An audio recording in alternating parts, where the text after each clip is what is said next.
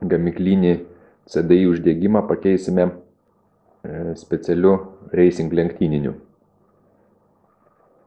kad būtų geriau matyti laidai, nuėmėm baką. Gamyklinis elektroninis degimas CDI atrodo štai taip. Taip, juodas laidas su raudonu ateina iš generatoriaus, į kurį juo pasiduoda 12 voltų. Juodas baltas, jis eina į užvedimo spynelę ir į variklio gesinimo mygtuką.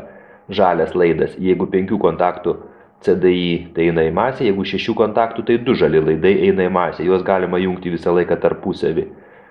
Juodas laidas su geltonu, jis pasiduoda aukštos įtampos ritę, babiną. Ir mėlynas laidas su baltu ateina iš generatoriaus daviklio, juo pasiduoda apie 0,4 volto įtampa, valdymo įtampa.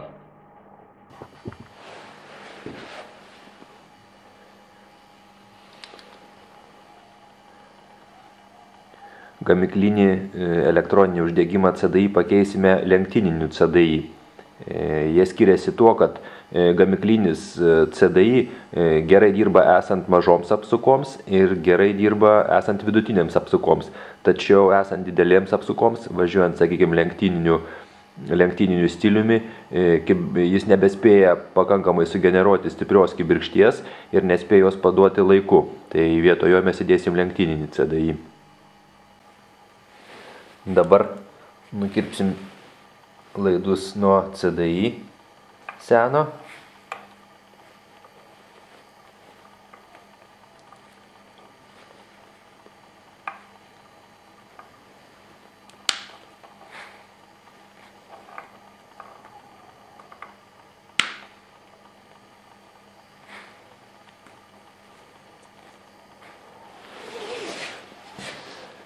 Ir senas CDI nebereikalingas.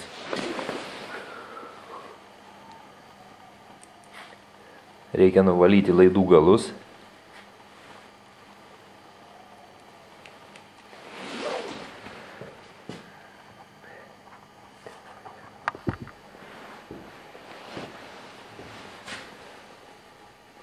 Taip, raudoną laidą iš CDI sujungiame su juodu raudonu.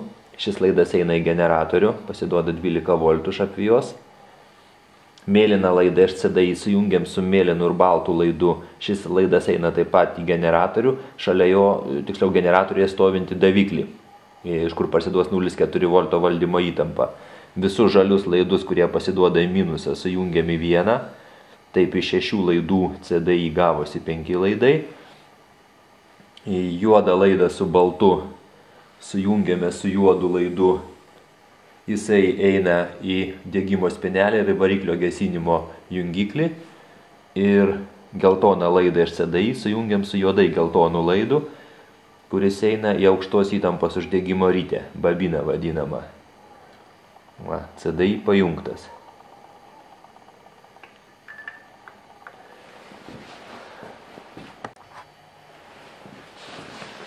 Dabar uždėsim laikiną tokį improvizuotą baką pabandymui, kad patektų kūras. Taip, laidai visi sujungti.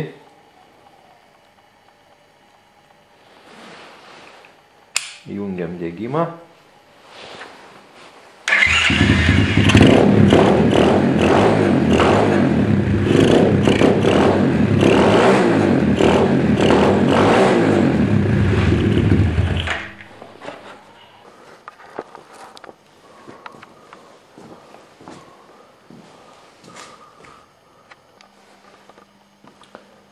Na, dar kartelį pabandysim. Jungiam degimą. Čia kol kas mažas bakas paduos kūro. Laidai sujungti.